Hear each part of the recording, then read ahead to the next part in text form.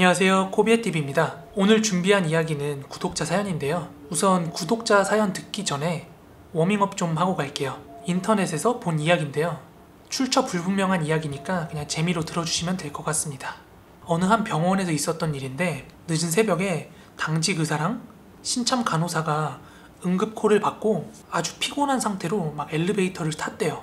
그런데 그런 응급 환자들을 보려면 1층으로 가야 되기 때문에 이제 엘리베이터 버튼을 1층을 눌렀다고 합니다. 이제 그런데 4층, 3층, 2층, 1층 땡 하고 멈춰야 되는 엘리베이터가 1층에서 멈추지 않고 지하까지 그대로 쭉 내려가더래요. 이 엘리베이터 왜 이러지? 하고 있는 순간 지하 1층에서 띵 하면서 엘리베이터 문이 열리더랍니다. 그렇게 엘리베이터 문이 열렸는데 문 열린 엘리베이터에 복도 저 멀리서 어떤 여자가 되게 어정쩡한 자세로 막 쩔뚝거리면서 걸어오더래요.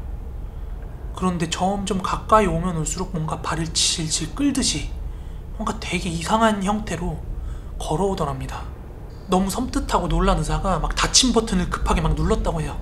그런데 같이 타고 있던 간호사가 어머 선생님 저기 타시려는 분이 있잖아요 이렇게 얘기를 했다고 합니다. 그리고 나서 의사 선생님께서 왜 닫힌 버튼을 눌렀는지 그 간호사분한테 설명을 합니다.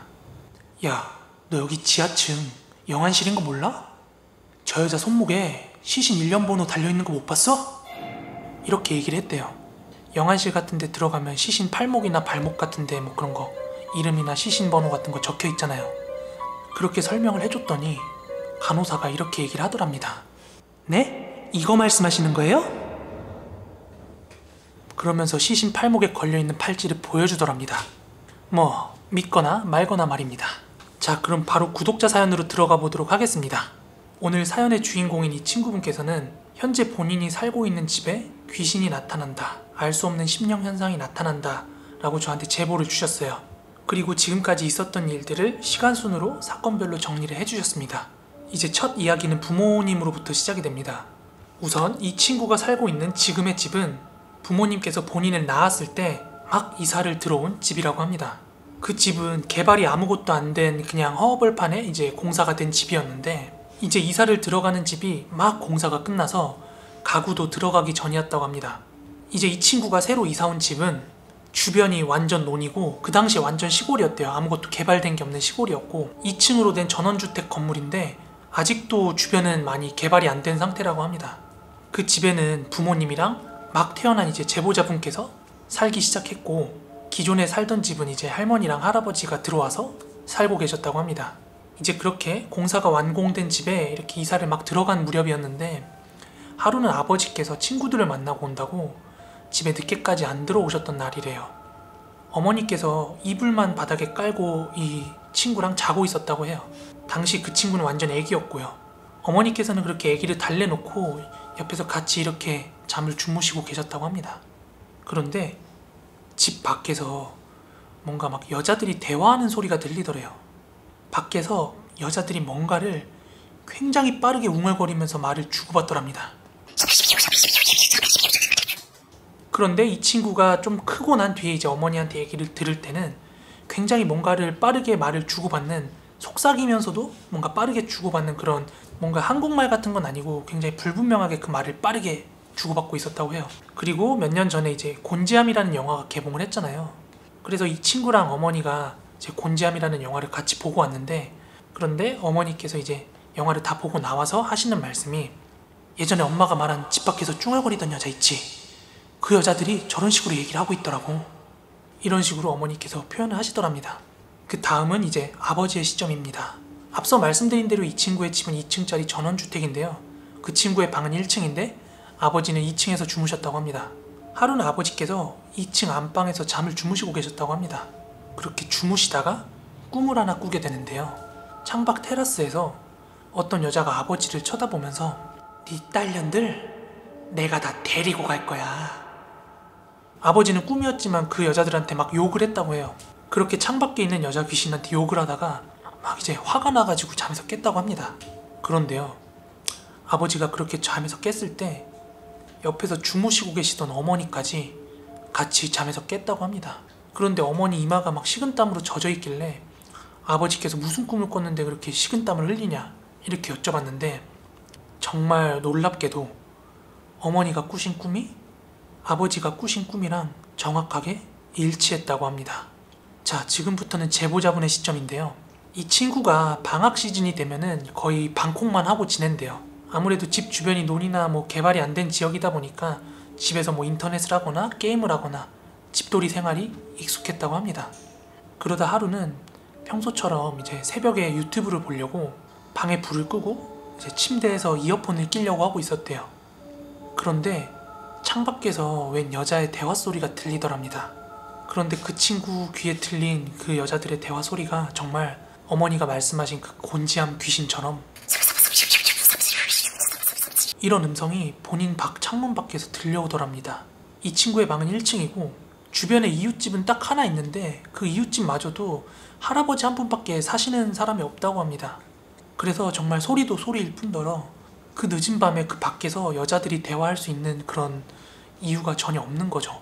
그리고 그날 저녁에 이 친구가 잠에 들었는데요. 꿈속에서 백색의 옷을 입은 여자가 이 친구를 미친 듯이 뛰어서 쫓아오더래요. 정말 죽일 듯이 막 하면서 쫓아오더랍니다. 그렇게 이 친구가 꿈속에서 필사적으로 도망치다가 그 여자한테 잡히게 됐고 그 순간 아버지께서 이 친구를 깨웠대요. 아버지가 이 친구를 괜찮냐면서 막 깨웠는데 깨우신 이유가 정말 소름 돋습니다. 아버지께서도 그 시간에 이제 주무시다가 꿈을 하나 꿨다고 합니다. 그런데 꿈속에서 아버지 눈앞에 펼쳐진 풍경이 매우 충격적이었다고 해요. 아버지의 꿈속에서 이 친구가 두 여동생을 칼로 난도질을 하고 있더랍니다.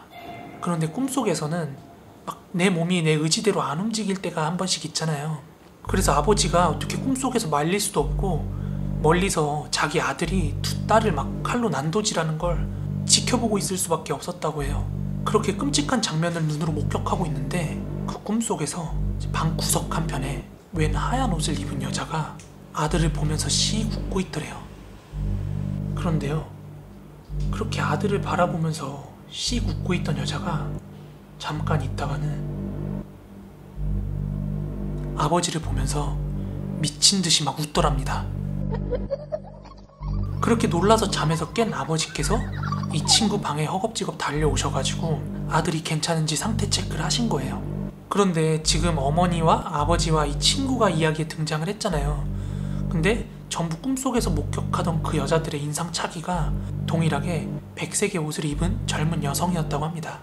그리고 잠깐 이 이야기에서 얘기가 나왔듯이 이 친구는 여동생 2명이 있는데 이 여동생 2명은 지금은 기억을 못하는데 이 동생들이 한 3, 4살 되던 무렵쯤에 거실에서 막 TV를 보다 말고 펑펑 울더래요 갑자기. 그래서 왜 우냐고 물어보면은 거실 구석 한편을 가르치면서 저기 이상한 아줌마들이 무섭게 쳐다본다고 그렇게 어린 동생들이 막 펑펑 울던 그런 사건도 있었다고 합니다.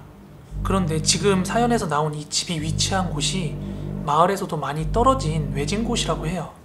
예전에 그 집이 있던 자리가 이제 논밭이 되기 전에 그 자리가 묘지터였다고 하는 얘기를 들은 적이 있대요. 그래서 그런지 아직까지도 집에서는 기이한 일들이 많이 일어나고 있대요.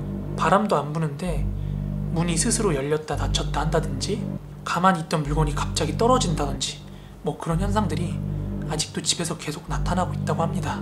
네, 사연 제보 주신 분 너무 감사하고요. 이메일에는 실명이 찍혀 있었는데 제가 실명 공개는 어렵고 아래 본인 사연이라고 댓글 달아주시면 제가 고정 댓글로 달아드리겠습니다.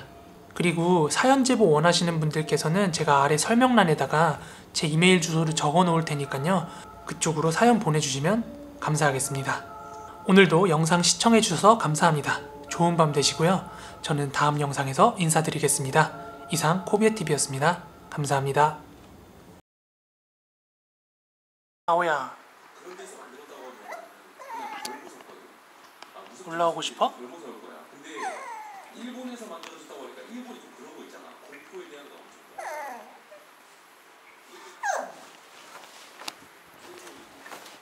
하오 아빠한테 오고 싶어? 아이고 올라오고 싶어? 안 돼, 너 오줌 싸잖아.